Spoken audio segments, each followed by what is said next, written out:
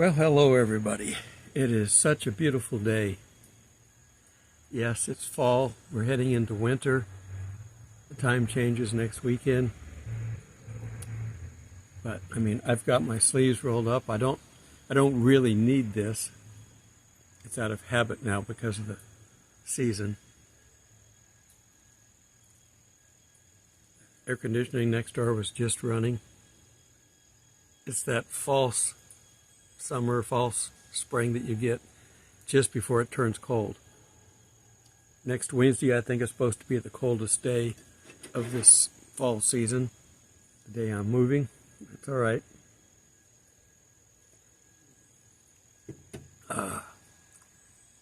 Felt like a little pumpkin spice this afternoon.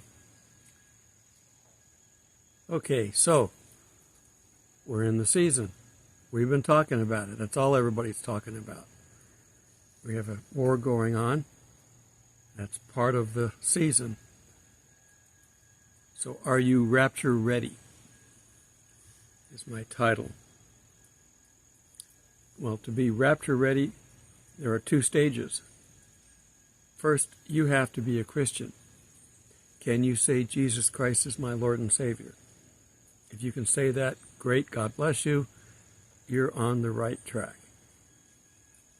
But then after that, where on the scale of a sinner over here and good Christian over here, where on that scale are you? You always want to be improving, getting to the end. We're never going to be perfect, but we can be as close as we can get in the time that we have. There are rewards in heaven when we get there. So all you have to do is talk to God and you get there. So if you don't know him, you need to find out about Jesus. Okay? It's the only way you're going to get there. Everybody has eternal life. So you're not asking for that. Everybody has it. As any real estate agent will tell you, it's location, location, location. Do you want to go to heaven or to hell?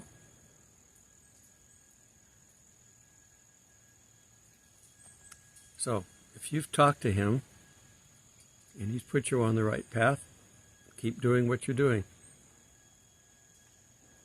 But if you're not quite sure, you can always go back to him and redo your vows if necessary. Married people do that occasionally. It's kind of a gratifying feeling that you're still willing to commit. Jesus wouldn't mind hearing that too occasionally. So you can go back to him and say, God, I just want to double check on this. I'm ready to recommit my life again to you, as I did the first time. That's okay. He will try his best to answer you. We have no idea how each one of us differently will hear from God. I have not in my entire life seen a talking burning bush. I think that was reserved for one person and one person only. I'd be happy for a talking plant. What's that movie a while back with a man-eating plant?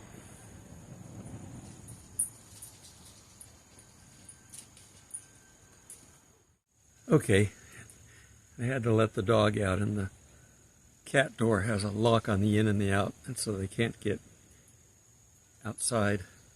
And I had the outside here locked, so I had to get up. Okay, that one here is going to bother me, isn't it? So, when you speak to Jesus, remember where he is. He's at the right hand of the Father. That basically means that, you can say, Jesus, I need help with this. And he can go, Dad, these people down here, or this person down here needs help. So all you have to do is get your message to him. You don't have to worry about whether he hears you. You know he does, because we have the Spirit that will translate and send the message. So when you pray for safety, Just know that he has a perfect vantage point to see where you're at. Now, he's already planned for your safety, but he's got a perfect view. What do you do if you want to protect an area? You put somebody up on something high, a high tower or a high hill, and they look down and they have vantage of everything below. He's that way with us. And whatever teaching he's going to give you, spend time learning it. You don't get good at anything by just reading it or hearing it once in Sunday service. You only get good at it by practicing it. I'm hearing nuts fall again.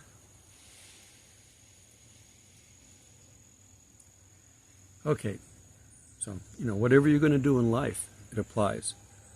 If you're going to learn how to drive as a teenager, if you're going to learn how to be an astrophysicist, there's some learning involved. And then you got to do the application side of it. Eventually you have to look in a telescope, see the wonders of God. We've been looking at some pictures. I got a couple more to post eventually of things that we've found in space that have been there all the time. But we didn't know about it until we got the technology recently to be able to see them. Now, we've seen them to a degree with our first telescope, the Hubble one, but our new one, it can take even better pictures. And we've got more and more capability now than we did when that one was launched, because it takes, 15, 20 years to realize you got better technology and get the project online and then make the thing and then launch it, and then it has to get there. Our satellite that has left the solar system, we launched that in 1977. It takes a while when we're talking about this universe God created. Okay, I wanted to turn in our Bibles to Colossians 3. You can go ahead and join in or just jot it down for later. Good advice from Paul. So, Colossians 3:1. If then you were raised with Christ, seek those things which are above, where Christ is. Don't seek things down here. Now, you may need to do things in your daily life, and you may need help with it. He handles these things too. But make sure that you include heavenly things. And remember where he's sitting. Colossians 3:2, set your mind on things above, not on things of earth. Again, you don't have to give up your daily life if it's a good, wholesome job. We all have to have jobs. Paul was a tent maker. Jesus was a carpenter. We've got earthly things that we can do. We still have to eat. But don't spend all your time focusing on that. Split your time as much as you can to heaven. It would be good if you can be so good at what you're doing on earth that you only have to put 10% of your thought process on earth and the rest of the 90% can be on heaven. So Colossians 3:3, for you died and your life is hidden with Christ in God. Nobody knows what's inside of you. You can't look at somebody and judge them. People have tried and they've been wrong, and it's called being prejudiced. But don't judge lest you be judged. So look on the fruit side of the aisle. You can judge a fruit by the way it looks. We all know what a banana looks like. We all know what a fresh banana looks like. We all know what a real ripe one is. Unless you make banana bread, there's not much use for a real ripe banana. Okay. So when Christ, who is our life, appears, then you will appear to him in glory, but you want to be seen to be looking like him now. We have the verse that they know we are Christians by our love. It also makes a good song. Oh, this dog wants back in. Okay, I guess I'll go put the dog back in. Hang on. Another technical issue. filled up the memory on my phone again. I have to delete files every so often. I just got rid of 70 gig worth of files so that my phone has room. And I've got a memory expander in it, but I can't figure out how to make this phone use the memory expander. It only uses internal memory, so I have to constantly either delete or move. Technology. Where would we be without it? You couldn't watch me if I didn't have this. All right, continuing on. All those things that I just mentioned from Colossians 3:5, we go to Colossians 3:6. Because of these things, the wrath of God is coming upon the sons of disobedience, the rest of the world. We can see what's going on. The war right now in Israel is a good example. They're fighting on the ground in Gaza. The Lebanese have been launching missiles here and there. Yemen's been launching them here and there. We've got launches coming out of Syria now. They just jumped in. They're basically saying, we're here and we're all going to jump in all at once, and you won't be able to keep up. Israel will stop it. There will probably be 1 or 2 nukes launched if they're totally inundated, because we know that they want them dead. Somebody put up on a I don't know, was it a school wall someplace overseas? Now we know what Hitler was doing. Yeah, eliminating the Jews. It's 100% Satan. That's the only reason that they want to do this, is they don't have the mind of God, therefore they have the mind of Satan. You can't have both. Jesus said if you've got spirit in you, you can't have a demon controlling that.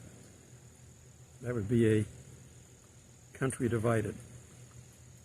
Okay. And in 3:7, upon the sons of disobedience, we just read, in which you yourselves once walked when you lived in them. We've all been there. Some further on, doesn't matter the degree. But now you yourselves are to put off all these things: anger, wrath, malice, blasphemy, filthy language out of your mouth. Do not lie to one another, since you have put off the old man with his deeds. And in 10, and have put on the new man, who is renewed in knowledge, according to the image of him who created him. You've got the Spirit of Jesus. Turn it on. Where there is neither Greek nor Jew, circumcised nor uncircumcised, barbarian, Scythian, those are the ones up in the north, slave nor free, but Christ is all and in all. Can be, if you would let him in. So if you want to be rapture ready, make sure you do a little quick test and then follow Colossians 3. And you got to do this over and over again. This isn't a one-time thing. If you're a pilot, doesn't matter how many hours you've been flying, and that's how they track pilots. They track them by, incidents they might have, but someone who's got 50 hours versus someone who's got 5,000 hours, you have more experience. So we don't want to be a 50-hour pilot if we can be a 5,000-hour pilot, a heavenly pilot. God sits in the left seat, but you can fly it from the right. All right. As we wait out this, and I don't know how long this is because I've broken it up, so if it's short or long, I apologize. We will get through this. Keep looking up. We don't know the day, but be ready. Till we meet in the clouds. God bless.